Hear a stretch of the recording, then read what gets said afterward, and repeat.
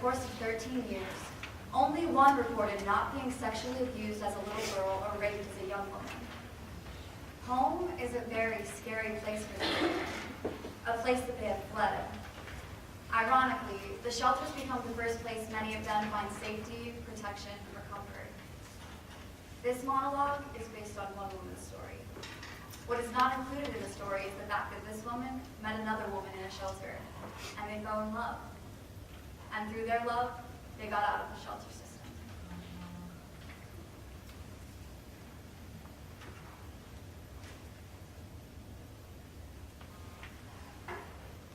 Memory, December 1965, 5 years old. My mama tells me in a scary, loud, life-threatening voice to stop scratching my coochie snorcher.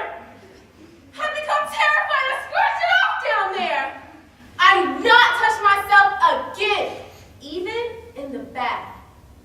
I'm afraid of water getting in and filling me up so I explode.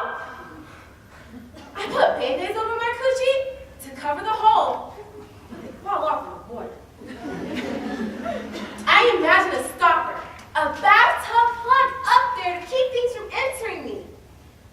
I sleep with 3 pairs of Happy Heart pattern cotton underpants underneath my snap-up pajamas. I still want to touch myself sometimes, but I don't. Memory, 7 years old. Everett Montaigne, who's 10, gets angry at me and punches me with all his might in between my legs. It feels like he breaks my entire self. I live home. I can't pee. And when my mama asks what happened to my coochie snitcher, I tell her what Edgar did to me. She gets mad at me and says, "Don't you ever let anyone touch you down there again." I try to tell her, "Mama, he didn't touch it, he punched it." Memory, 9 years old. I play on the bed, bouncing and falling and oh shoot! Impale my coochie snatcher on the bedpost. Oh. I make high-pitched screaming noises that come straight from my coochie snatcher's mouth. I get taken to the hospital, and they sew it up down there from where it's been torn apart. Memory, 10 years old. I'm at my father's house, and he's having a party. Everyone's drinking, I'm alone in the basement, and I'm trying on my new white cotton bra and underpants that my father's girlfriend gave me. Suddenly, my father's best friend, this big man Alfred, comes up from behind, and he pulls my new underpants down, and he sticks his big, hard penis into my coochie snorcher. I screamed, I kicked, I tried to fight him off, but he already gets it in. My father's there then, and he has a gun, and then there's a loud, horrible noise, and then there's blood all over me and Alfred. Lots of blood. I'm sure my coochie snorcher is finally falling out. Alfred is paralyzed for life, and my mama doesn't let me see my father for 7 years. Memory, 13 years old. My coochie snorcher is a very bad place. It's a place of pain, nastiness, punching, invasion, and blood. It's a site for mishaps. It's just a bad luck zone. I imagine a freeway in between my legs, and I'm traveling, going far away from here. Memory, 16 years old. There's this gorgeous 24-year-old woman who lives in our neighborhood, and I stare at her all the time. One day she invites me into her car, and she asked if I like to kiss boys. And I said, I do not like that. Then she says she wants to show me something. Then she leans over and kisses me on the lips with her lips and puts her tongue in my mouth. Wow.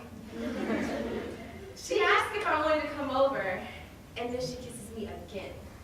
She tells me to relax, to feel it, to let our tongues feel it. She asked my mom if I could spend the night, and my mother's delighted that such a beautiful, successful woman has even taken an interest in me. I'm scared, and I can't wait. Her apartment's fantastic. She's got it hooked up. It's the 70s with the fluffy pillows, the mood lights, the beads. I decided right then and there that I would be a secretary like her when I grew up. She makes herself a vodka to drink and she asks what I would like. And I say, the same thing she's drinking.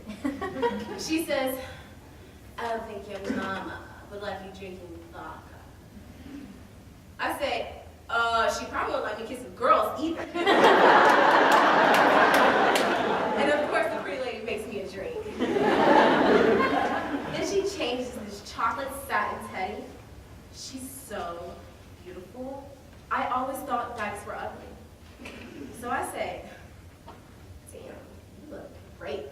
She says, so do you. And I say, but I only have on this white cotton bra and underpants. Then she changes me slowly into another satin teddy. It's lavender like the first soft days of spring. The alcohol has gone to my head and I am loose and ready. There's a picture over her bed of a naked black woman with a huge afro. She gently and slowly lays me out on her bed, and just our bodies rubbing makes me come. Then she does everything to me and my coochie snorcher that I thought was nasty before. I am so hot, so well. She says, your vagina, untouched by men, smells so nice, so fresh. Wish I could keep it that way forever. I get crazy loud, and then the phone rings, and of course it's my mama. I'm sure she knows. She catches me at everything.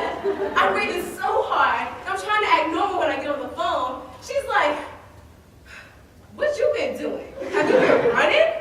I say, no, mama, exercising. Then she tells the beautiful lady to make sure I'm not around any boys. The lady tells her, trust me, ain't no boys around here.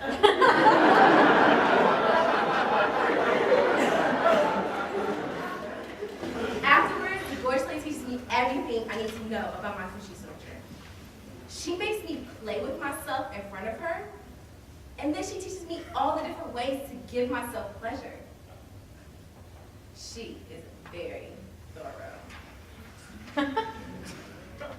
She says to make sure I know how to play with myself so I will never need to rely on a man. In the morning, I'm worried that I'll become a butch because I'm so in love with her.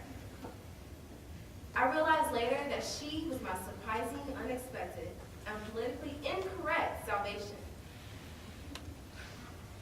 She transformed my sorry-ass coochie snorcher and raised it into a kind